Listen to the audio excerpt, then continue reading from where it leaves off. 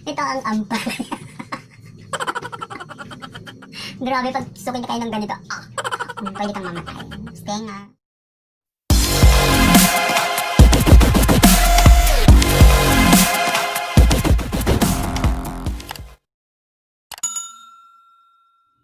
Magandang araw mga kakwento. This is Noi and welcome back to my channel. Ngayong araw ay siguradong may matutunan naman tayo ng simpleng pamamaraan sa mura na halaga, masarap at masustansyang ulam sa ating mga hapagkainan. Ngayong araw ang ating lulutuin ay ang ampalaya with egg na walang pait, kundi sarap ang nararamdaman. Ito ang aking sikreto, kaya tutok lamang at ating umpisahan. Ito ang ampalaya. Ang lalaki ng ampalaya, no? Pero ito ay masustansya. Ang sekreto ko guys kung paano lulutuin na walang pait ang ampalaya. Ampalaya with egg. Sa baba. Mas bagay siya sa baba. Tutuloy na natin ang paghiwa ng ampalaya. So ganito, medyo slanting siya para maganda yung hiwa. Kung kaya nyo mas manipis, mas maganda. So ito ang kwento ay naugasan na natin kanina. No? Hindi ko lang pinakita ang paghugas. Cut as ang aking shoulder. Kailangan ko talaga tumas ang shoulder. Kung ano. Pero pag ganyan kasi, mahirap. So, kailangan ka ganyan. Ganito talaga siya. Tiis-tiis na lang. Malapit na. Ang mga kwento.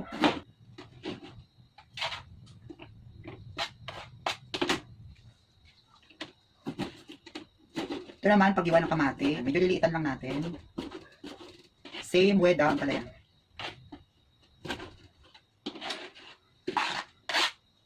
So, dalawang kamate siya. Ito yung nakakaiyak.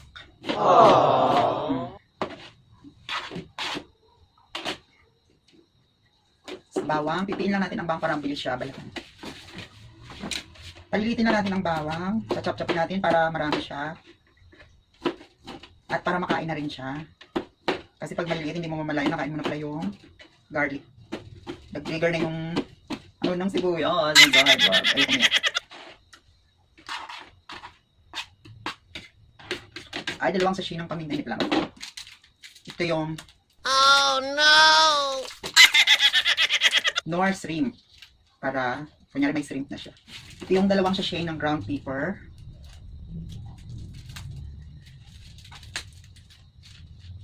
So, kailangan i-prepare natin lahat ng mga ingredients at para wala tayong problema may dire-diretso. So, ibibitin. Babatiin lang natin. Amuyin, baka sira. Sa ice naman. Ay! Para sure na fresh siya, kailangan amuyin. So, ice siya, okay na. Kailangan natin sariling timpla ng egg. So, kailangan meron siyang salt. Lagyan na natin siya ng bacon. Para pag nalo siyang masarap siya. Tsaka timplado na rin siya. Ibibetin lang natin. Ibibetin. Hindi ba talaga dapat? Masaya kasi ako eh. Ibibetin. Beat the egg. Beat the egg. Beat the egg. Lambutan ang bibig. Bet the egg. Tama na ba? Beten. Yun. Beten. Ingbitin.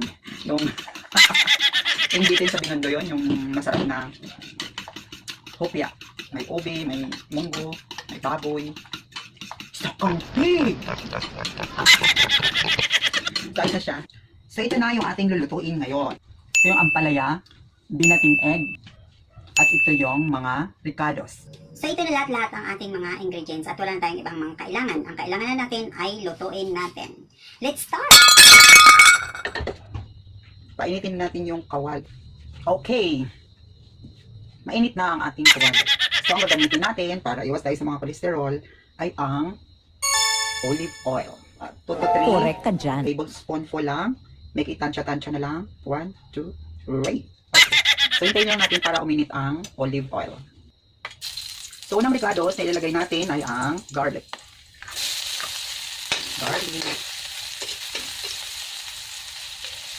Hintayin natin na medyo mag-brown na siya. Lumabango na yung bawang. So next ricados is onions. Ayos ba dapat onions?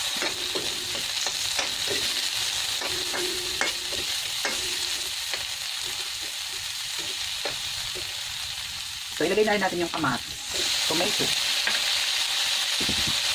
And then, nor cube, shrimp cube.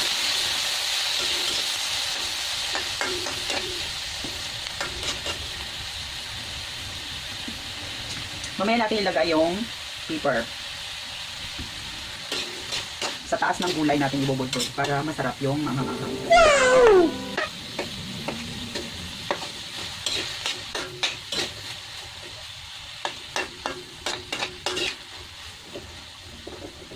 So, hintayin natin mag-melt yung yung shrimp cubes.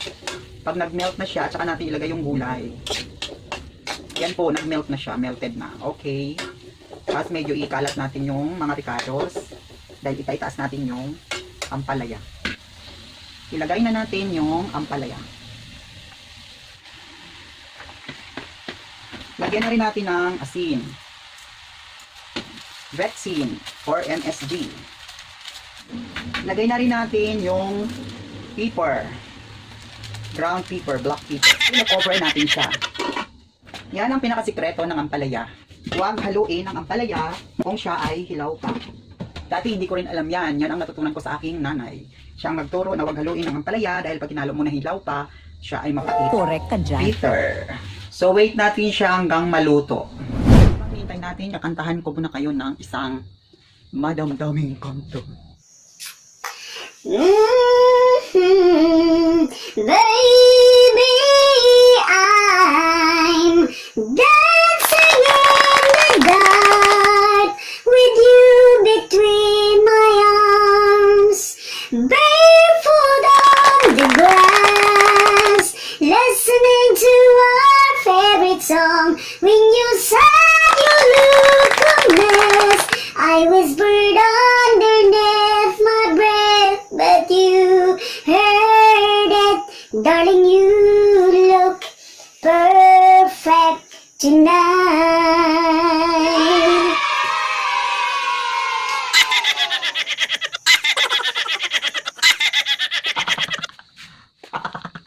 So tingnan na natin mga kwento. Hindi lang ako. Aha! Wala pa mga tropa. So ito na yung time para haluin. Anong kulay mo lang? Ampalaya. Anong tawag? Shrimp. Shrimp. Anong sabihin? Nor. Tinatanong naman. Yan, okay na siya. This time, we're gonna put egg. May isang gabi ka sasarado, wala na tawag ako kung nagbibigay ng video, wala ka na. Ay, basta close na ako kuya, hindi na ako nasagot. May nag-uuntahan sa loob eh. Wala, TV yun. Baka nasa CR na ako. Kasi pag close na ako, hindi na ako nagbubukas. Bingi na ako nun. So this time, we're gonna put egg. Bibigay mga barangay tanin ng ilaw. Hindi na balik mo naman. Tatakbo. Oh, wow. Ano ba ito? Sino ba yan? Dali. Palaya. How did you know? Ano niluto mo? Palaya ka, di ba sabi mo? Kung hindi ka matay. O sige, kuya, salta ka lang ha, dala. Hindi ko na Rinig ko. Pagkain ko, pagluto ka lang. Hindi yung halo na ng halo. Ay, oo, hindi mo halo-haluin yun kasi papait siya. Mapait yun. Pag luto na siya, kahit anong halo mo, hindi na yung papait. Oo. Correct ka dyan. That's the secret of ampalaya. May bibili pa? Yan, so huwag na natin takpan mga kwento kasi mas maganda siya kasi parang tuyo siya pag hindi tinakpan. Ayoko nang basa-basa. Hintayin lang natin maluto yung egg. Hindi ka pala ito pagtitindahan mo. Ang lapit bulang ito. Wala na. Malakas yung pag may tinda yun dito, ano? Yes. Malaki na yung tinda pagka may bulat kaya. Inom ko. Let me try again. And And let me taste. Yung may Ginagawa mo. Ulala. Sarap. Ulala. Dapat inawagan mo ngayon ng taba ng bagol. Ay, ayoko nun. Kailangan. sustansya. Dapat eh, kawagan mo ng tindaman ng bago. No. Wala ihipon na tuyo. Enough na to. Egg, enough na. Maganda sa dito hipon eh. Yung talagang fresh. Yung hipon ng tuyo. Ay, wag yung hibi. Maalat yun. Dapat yung fresh. Pati ay pang sosyal. Tingnan ko. Ginagawa mo. Oh lala, ang ganda ng pagkakaluto. Yummy. Oh lala. Hindi, isa ka lang di Anoy. Yes. Nasa yung mga father and mother. They're in the province. In our province, Iloilo City. I'm living alone here. Wala kang kapatid dito? Nothing. All is nothing. Nagpulay one. I have nothing. Nagpulay di only one. Yeah, living alone. Oh la la, sarap. Let me try again. Oh la la. Sarap sa. Dahil na mga kwento, tapos na ang aking pagluluto. Kainin na raw. Tropa. So ito na siya mga kwento, yung ating ampalaya with egg. Mga tropang mga. Ulala, super sarap. Hindi yata. Hello mga kakwento. Ngayon, ito na siya. Ulala. 4 serving siya. Ang budget natin mga kakwento, ampalaya 35 pesos, egg 15 pesos, kasi malaking itlog yun. At yung ricados, again, is 20 pesos. So, 35 plus 20, 55 plus 15. So, a total of 70 pesos! So, hindi na ako nagkamali, guys. Alam niyo mga kakwento, sa pagkain naman ay hindi naman kailangan na marami tayong ulam. So kung mayaman ka at sobra naman, mas maganda na rin yung marami kang ulam. Pero so pangtawid lang din naman ang ating pag-uusapan, ay tama na ang isang ulam sa bawat meal. Napaka murang halaga, 70 pesos for 4 servings, 4 na katao ang pwedeng kumain sa halagang 70 pesos. So, ampalaya with egg. So, napakamura, masarap, at masustansya. So, ano ba ang makukuha natin sa ampalaya? I-google nyo. Okay, so, bago tayo kumain, syempre, huwag natin kalimutan sa itaas na bibigay sa atin ng mga grasya, dapat natin pasalamatan. In the name of Father, the Son, Holy Spirit.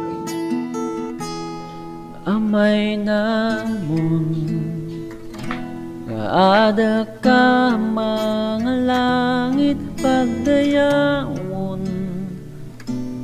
di mo ngarang. Okay! Let's eat mga kakwento. Ito na ang pinakaabangan. So, let's start. Idol ko na kasi si, The Hungry Syrian Wanderer. The Hungry Syrian Wanderer. Kaya, tuwing kakain ako, pag masarap ang ulam, ulala! Wow! Ulala! So, ulala! Oh my God! Kasi tinikman ko ito kanina, masarap talaga siya. Tsaka hindi siya mapait.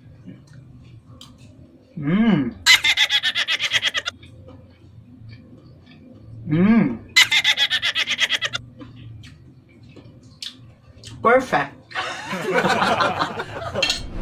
So, alam niyo na yung sekreto ng ampalaya kung bakit hindi siya mapait. Kailangan paglagay mo siya kanina, paglagay mo siya, Ginagawa mo. lagyan mo ng timpla, tapos takpan, hayaan mo lang siya maluto. Huwag mong gagalawin yun. Magka-absorb na yung mga lasa nun, mga amoy nila doon kasi natakpan mo naman siya. Kaya, masarap pa rin siya. Then, siguro mga 5 minutes siguro yun, luto na siya. At saka mo siya haluin. Para ma-mix na yung lasa. After na mag-mix na yung lasa, Saka natin ilalagay nilagay mo na yung itlog. Bakadali lang. So ito na siya ngayon, napakasarap. Mura na, sarap na, sustansya pa. At syempre, kailangan natin magprutas, meron tayong saging, meron tayong orange. At syempre, ang sinasabi ko lagi sa inyo, tubig-tubig lang tayo. Correct ka dyan. Mga soft drinks, soda, saka mga artificial juice. Masyadong matamis yung mga juice na yun. Pero ang ganyan nyo, ay medyo tumatakbo na kagaya ko. Dapat ingat-ingat tayo sa mga ini-intake natin na food. Para kahit 50 years old ka na, physically fit ka pa. Kung may pumasok na bubuyog. Oh my God. Hanggang sa ilaw. Swerte kaya yan. Itanong natin kaya si Rico More. Laging sinasabi. Sus, Mario Sir. Swerte kaya ang bubuyog. Alam kasi yun ni Rico More. Yung mga swerte-swerte. What? Pag nasabi mga mime. Mga mime. Sus, Mario Sir. Bukang bibigyan Sus, Mario Sir. Minsan kapanood natin mga na-adapt natin yung kanilang mga expression. Correct ka dyan. Hindi ba kaya kayo? Wala akong sinabi sa vlog ko parang reyna ng South Korea. Paano masabi? Lapang na. Tapos lang, wala akong serving spoon. Kasi para hindi siya mapanis. Kailangan may serving spoon ka. Yung sinusungal-ngal natin sa bunganga, wag na natin ibalik dito. Correct ka dyan. Kaya marami tayong makain na gulay, di ba? Sabi ni Doc Willie Ong, 2 to 3 cups of vegetables and fruits and vegetables. Mas less yung kanin ngayon. Ano ba ganitong ulam ko talaga? Gusto ko yung konti lang ang kanin. Kaya gusto ko puro ito na lang ang kakainin ko. Laging pa manood kay Doc Willie Ong, Dr. Willie Ong. Ganda rin yung mga natuturuan tayo kung paano tungkol sa health natin. Ilang praktikal na pamumuhay, okay na yung isang ulam sa mga kagaya natin mahirap. At ang pinakain mo, may sustansya. Kahit mura siya, pero may sustansya.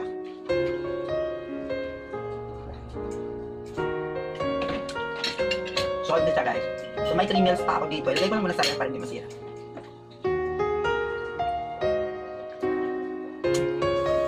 Yung mga luto na ng mga pagkain, mga kakwento, kung ilagay natin sa ref, hanggang 2 to 3 days lang siya. Kasi mag-spoil na. Mag-iba na yung lasa pag after 3 days. Hanggang 2 to 3 days lang. Maximum of 3. Bumagsak na yung bubuyog. Baka kagatin ako. Ayan, kainin siya ng... Kainin siya ng butiki. No.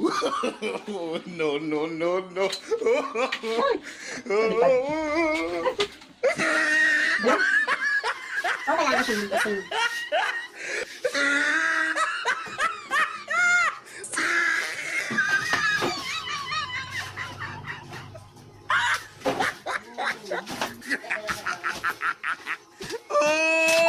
He tried it. So hanggang dito na lang mga kakwento.